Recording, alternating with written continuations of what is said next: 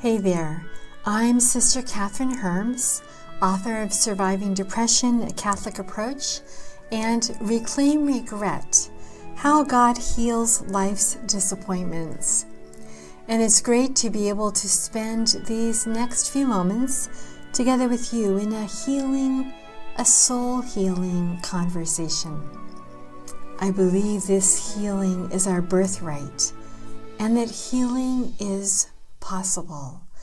And so we begin, as we always do, by inviting you to realize right now that you are filled with light. The light that God has put within you, deep within you, from your birth. And if you're baptized in a special way through your baptism, a light that grows through your life, a life that cannot erase that light. No matter what happens, that light of God's love, of His gaze upon you, and of His presence within you is always there, waiting for you, longing for you, working for you. So let's begin with a deep breath and let go of worries, reactions, blaming and fear and anxiety and shame.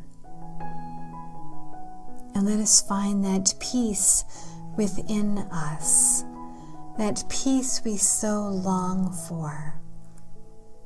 We do so many things to find that peace, but in truth, we find that peace only within ourselves, because God places that peace there, in that place where He lives.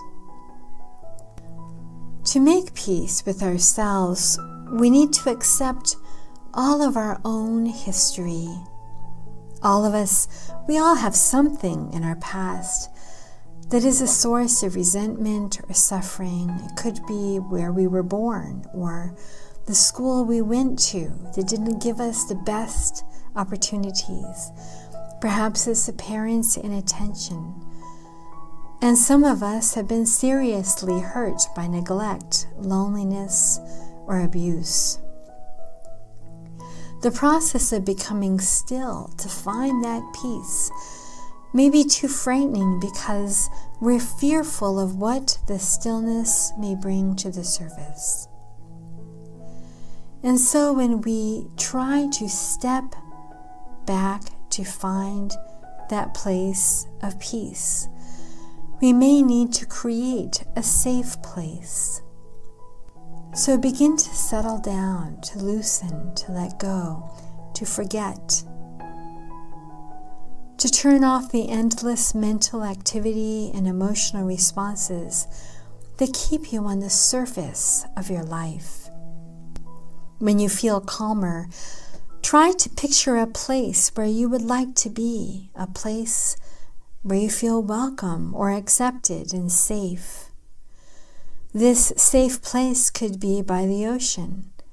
It might be a room in your home, or a friend's house, or even a place you visited on vacation. Take some time to get grounded in that place. Notice what you see there, what you hear, and what you touch. Imagine Jesus coming to you in your safe place. Perhaps He takes you by the hand and leads you to a place where you can sit together. Perhaps He looks deeply into your eyes and you into His. As you relax, begin to say a small breath prayer, a prayer that is short but has a quiet intensity about it, almost a relaxed concentration. For example, you might say, Jesus, I worship you. Touch my heart. Jesus, I worship you. Touch my heart. Or Jesus, come. Jesus, come. Or finally, heal me, Lord. Hold me. Heal me, Lord. Hold me. This is the place to which we can return again and again. And it is here in time that you may eventually be able to hand over the controls of your life to God, believing that He will indeed fulfill His promises to you. Let me share with you a story. I stood at the door. It had been the longest 2 hours of my life and the hardest. My friend asked, "Why hasn't God done something?" And the tears just washed down her tired face. I have tried so hard. I went to Chicago because of the pain center there. It was a joke. I tried the pain center in Boston. No one there could do anything. I have been prescribed all this pain medicine, which hasn't taken away the pain, but made me feel numb.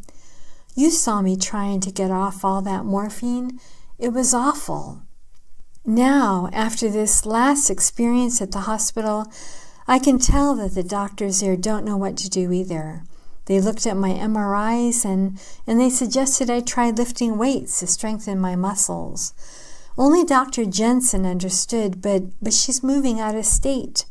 That was the last straw.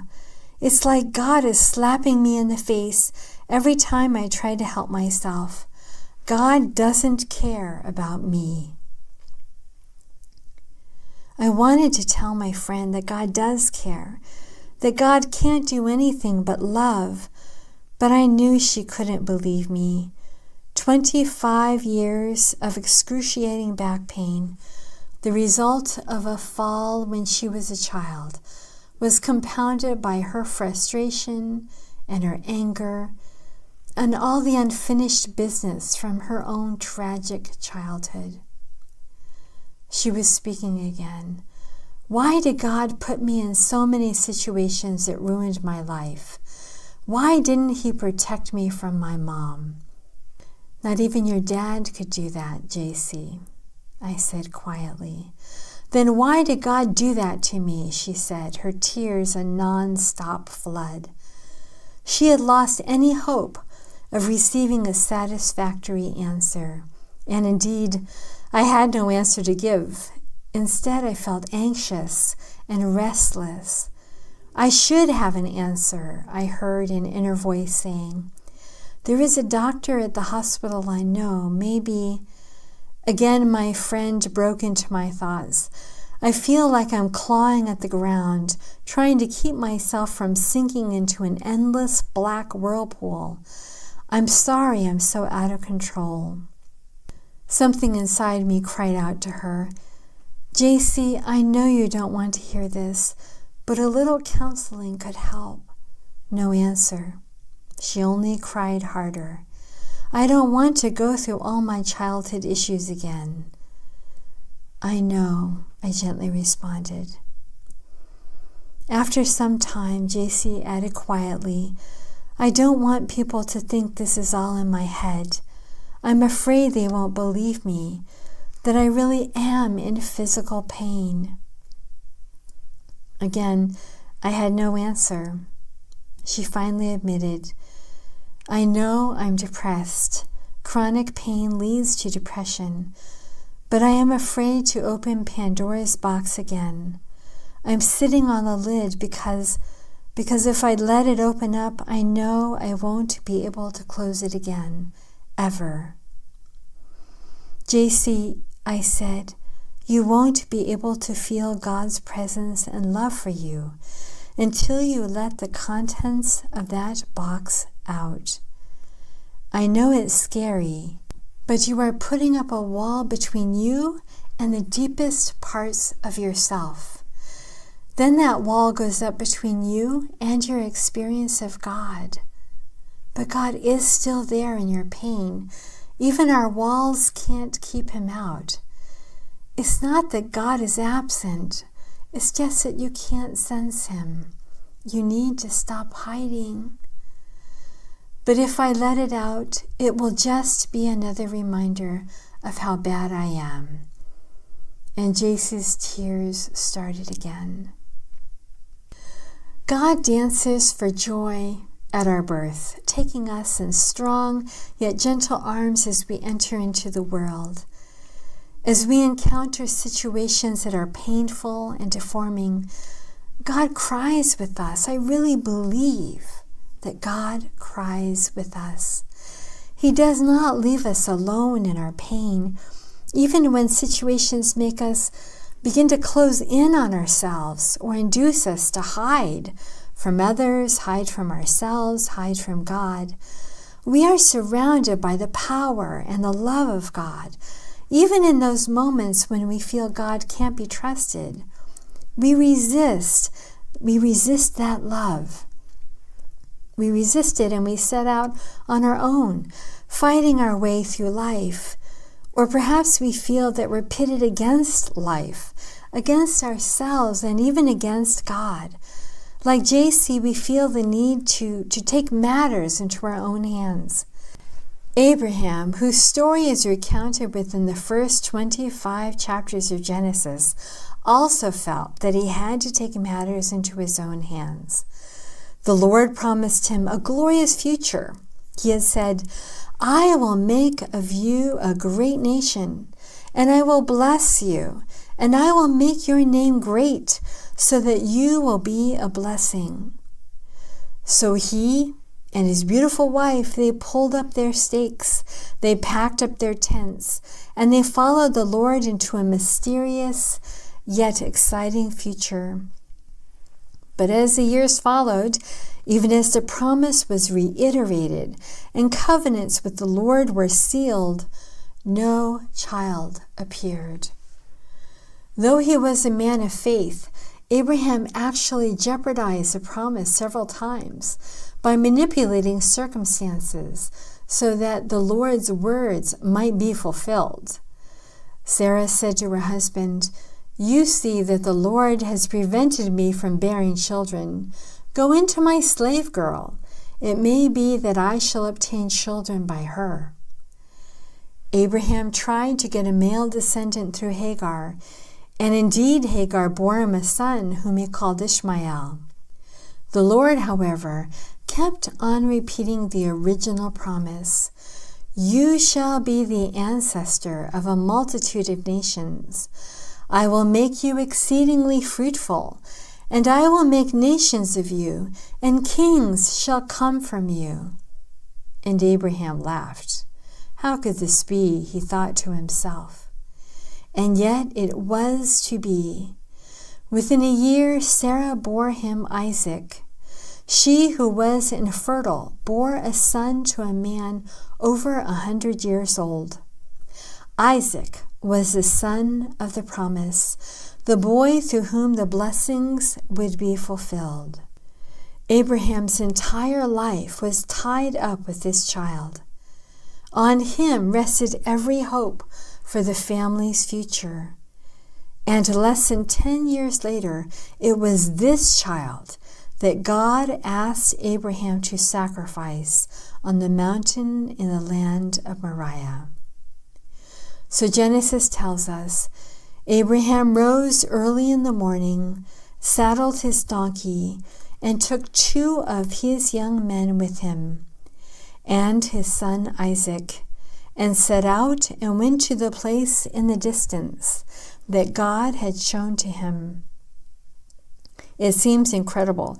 How could Abraham, who for years had been manipulating events to protect the promise the Lord had made to him, now, without a word, simply get up at the Lord's voice and go? Unbeknownst to him, the The Lord was not asking Abraham for his son's life. It was Abraham's life that the Lord still wanted. Abraham's trust that he still had not received. Abraham, the Lord was asking, "Can you let me take your life into my hands? Will you entrust your entire life and future unconditionally to me? Now, when it seems everything has ended, I will indeed bless you, and I will make your offspring as numerous as the stars of heaven and as the sand that is on the seashore." Abraham, are you able to trust me yet? And Abraham rose early in the morning and set out. Abraham finally handed everything over to God, even at the painful prospect of losing this son who meant more than everything to him. Abraham was ready now to believe. He had finally learned to give up control over his own life. Abraham had finally learned that life is authentic only when it is received as a gift, as a grace. When we hand our lives over to the Lord, we come out of hiding behind our ideas of how things should be, hiding behind who we think we are, hiding behind any dreams for our future. As God showed himself faithful when Abraham stepped out in faith with Isaac at his side, God showed himself faithful to JC and will manifest his fidelity to anyone who takes a trusting step into the unknown. I love this quote by Jean-Pierre de Caussade. It says, "But I foresee your question, if this or that other thing happens, what will become of me?" And he says, let this be your attitude, to live in absolute dependence upon God, to live day by day, from hour to hour, from moment to moment, without concerning yourself with either tomorrow or the future generally. Tomorrow will take care of itself. Let us rely solely upon his fatherly care. Let us surrender ourselves to it utterly for all our temporal and spiritual and even our eternal welfare. So let's stop here and be still for a moment. What is it about your future or your present that you worry about? Where is it that you worry, what will become of me? What do you notice stirring within you? Any emotions, reactions, resistance? A call from God, an opening of a window or a door. What do you want to say to God? What do you want to receive from God? What do you want God to know about your struggles in your life? And Jesus has a word just for you. Listen for that word now. If there is one thing on which we can all agree, it is that the world needs this soul healing. When we're loved, we thrive, and it's really just that simple. The truth is that we can walk free of our wounds. The truth is that we can love that place within ourselves that's so hurt, that's so longing to know that it is worth something, that it is beautiful, that it is lovely, that it is lovable. This healing, this holiness is a process, it's a journey, and it's a journey that you're already on. But if you are like me, you might need some simple helps along the way. So I hope you join me on my private Facebook group for weekly video conferences. Just look up my name, Sister Catherine Herms. And if you become a Patreon member, you will get immediate access to over 60 video and audio programs to help you grow in holiness, as well as exclusive content and monthly journaling pages geared to help you on your spiritual journey. So I hope I see you around. Bye now, and may you walk today amid the blessings of God.